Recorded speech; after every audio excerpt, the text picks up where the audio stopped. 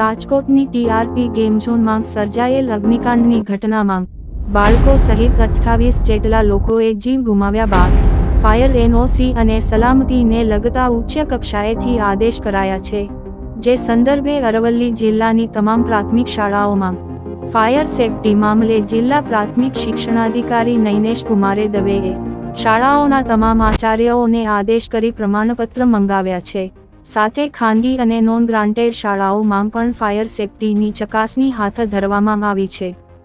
જો કોઈ ક્ષતિ સામે આવશે તો જવાબદાર સામે કાયદેસરની કાર્યવાહી હાથ ધરવામાં આવશે હોવાનું જિલ્લા પ્રાથમિક શિક્ષણાધિકારી નૈનેશ કુમાર દવેએ જણાવ્યું હતું.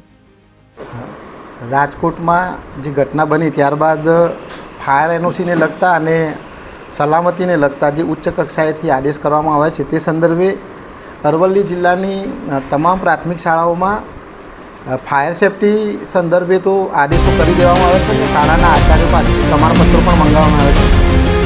કુલ શાળાઓ પૈકી 14 શાળાઓ છે કે જેને આપણે પ્રમાણપત્રોની જરૂર હતી તેવા એ પ્રમાણપત્રો અત્રે હાજર છે અને એની એક્સપાયર ડેટ આગામી લગભગ જૂન મહિનાની 2025ની છે. એ સિવાયની તમામ શાળાઓમાં ફાયર બોટલ્સનું રિફિલિંગ થઈ જાય અને એ જે તે ગ્રાન્ટમાંથી થાય એવી સૂચના પણ આપવામાં આવી છે.